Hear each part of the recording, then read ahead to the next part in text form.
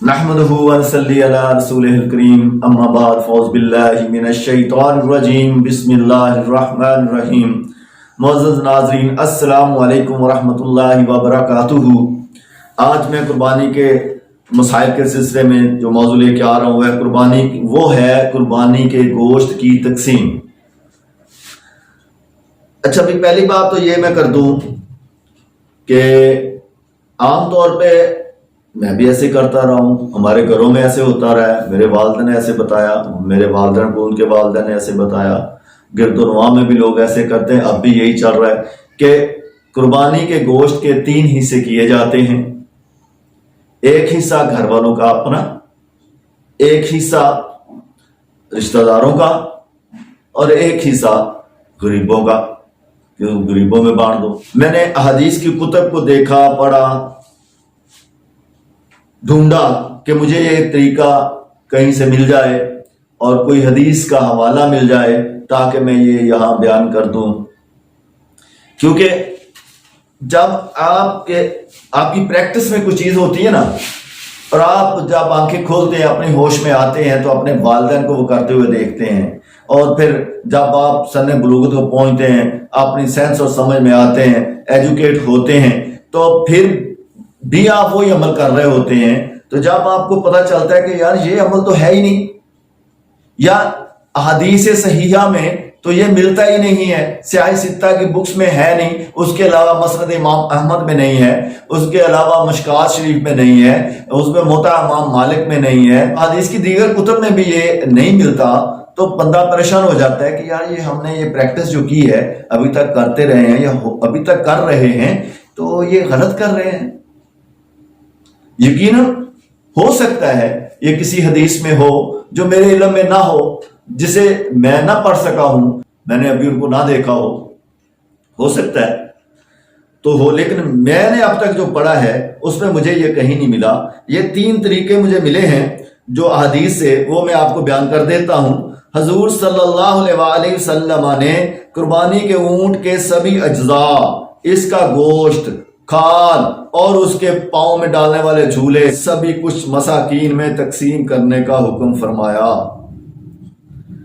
ابن ماجہ حدیث نمبر 3157۔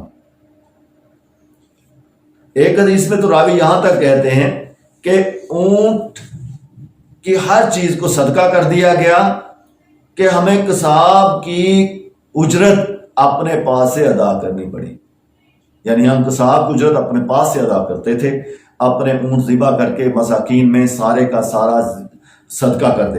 جابر بن عبداللہ رضی اللہ تعالیٰ عنہ روایت کرتے ہیں کہ رسول اللہ صلی اللہ علیہ وآلہ وسلم نے قربانی کے ہر اونٹ کا ایک گوشت کا ٹکڑا منگوایا، پھر ان ٹکڑوں کو ایک ہنڈیا میں پکانے کا حکم دیا تو وہ ایک ہنڈیا میں رکھ کر پکایا گیا، پھر سبھی لوگوں نے اس کا گوشت کھایا اور شوربہ پیا، باقی سارا صدقہ کر دیا گیا، لوگوں میں محتاجوں میں بانٹ دیا گیا۔ ابن ماجہ حدیث نمبر 3158۔ نمبر 3، حضرت عائشہ رضی اللہ تعالی عنہا فرماتی ہیں کہ رسول اللہ صلی اللہ علیہ وآلہ وسلم نے لوگوں کی محتاجی اور فقر و غربت کی وجہ سے گوشت کو 3 دن سے زیادہ گھروں میں رکھنے سے منع فرما دیا تھا، پھر آپ صلی اللہ علیہ وآلہ وسلم نے اجازت دے دی۔ ابن ماجہ حدیث نمبر ہے 3159۔ سنن نسائی حدیث نمبر ہے 4235۔ سنن ابو داؤد حدیث نمبر ہے 2813 اور 2830۔ اس طرح مسند امام احمد میں حدیث نمبر ہے 7675۔ اس میں جو عائشہ صدیقہ رضی اللہ تعالی عنہ فرماتی ہیں کہ لوگوں کی محتاجی اور فقر و غربت کی وجہ سے گوشت کو 3 دن سے زیادہ گھروں میں رکھنے سے منع فرما دیا تھا۔ اس بات کے پیچھے جو حقیقت ہے وہ یہ ہے کہ اس سال بہت سارے عرابی مدینہ میں آ گئے اور وہ فقیر تھے، تو آپ صلی اللہ علیہ وسلم نے اس خدشے کے پیش نظر کہ لوگ اپنے گھروں میں گوشت نہ رکھ لیں. آپ نے فرمایا کہ 3 دن کے بعد کسی کے گھر میں گوشت نہیں ہونا چاہیے قربانی کا، یعنی سارا کا سارا گوشت لوگوں میں صدقہ کر دیا جائے، اور یہ جو عرابی آئے ہوئے ہیں ان میں سے کوئی محروم نہ رہ جائے گوشت سے.